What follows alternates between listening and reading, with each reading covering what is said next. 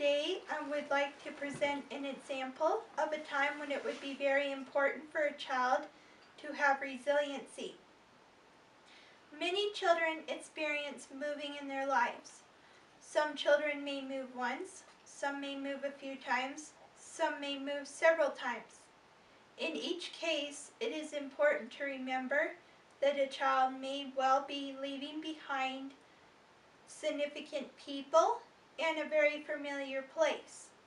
The familiarity of these people and places in the child's life provide the child a sense of security and belonging.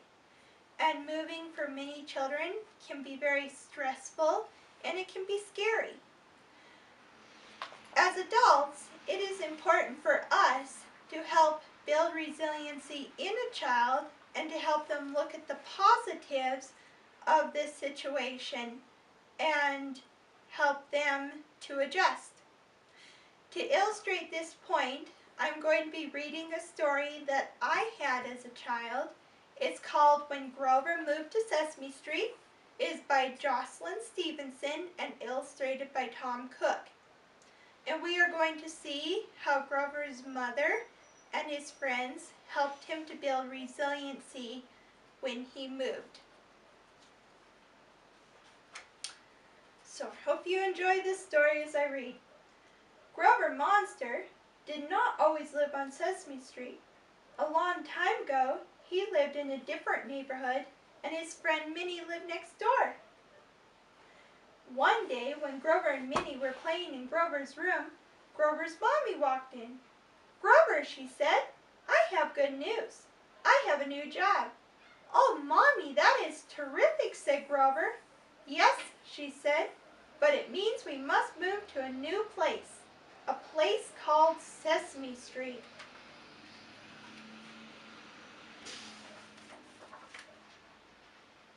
"Moving is great," said Minnie. "You put all your stuff into a big truck, and then you drive to a new home. You will have a new room, and you will make new friends," said Mommy. "Oh my goodness," said Grover. Grover thought that moving sounded like a lot of fun. The next day, Grover and his mommy began packing all their things into boxes. Minnie helped.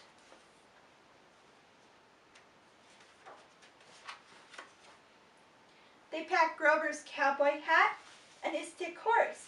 They packed his ball and his toy robot. Finally, Grover packed the special clay elephant that Minnie had made for his birthday. "Oh, I'm so excited," said Grover to his mommy, as his mommy kissed him goodnight. "We are going to move," he whispered to Teddy Monster. Then Grover looked around his room. It looked empty and strange. "This room does not look like our room anymore." Suddenly Grover felt sad. Maybe moving was not so much fun after all, said Grover as he fell asleep.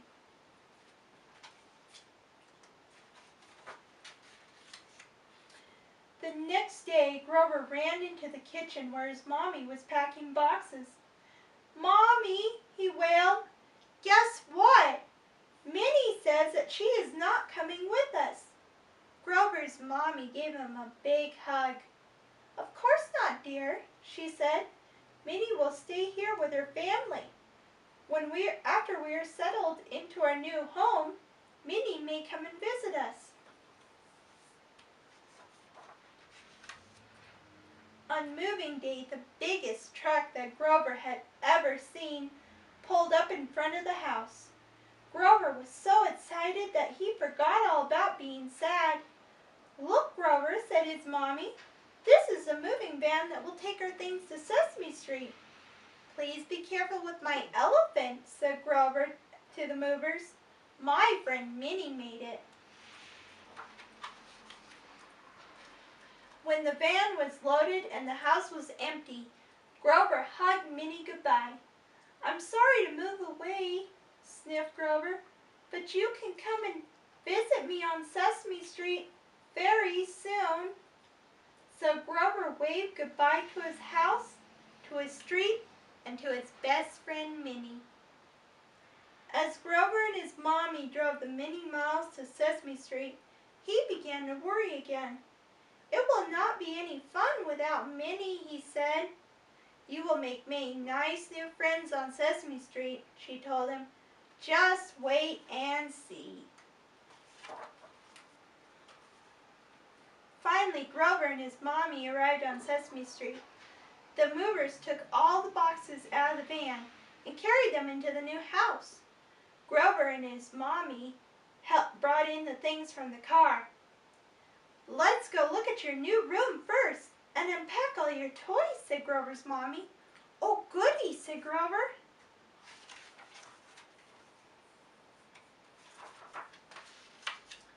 Grover's new room wasn't like his old room at all. It smelled funny. It sounded empty. "I've changed my mind," cried Grover. "I do not want to move." But his mommy was busy opening boxes. "Look, Grover, here are your books and your boots and your cowboy hat. And here's your clay elephant.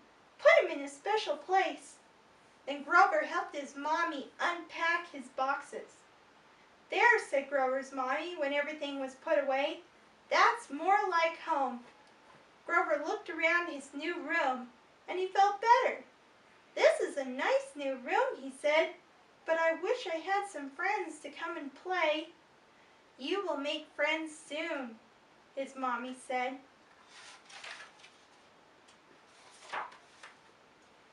Grover went outside and sat on the steps of his house and looked around.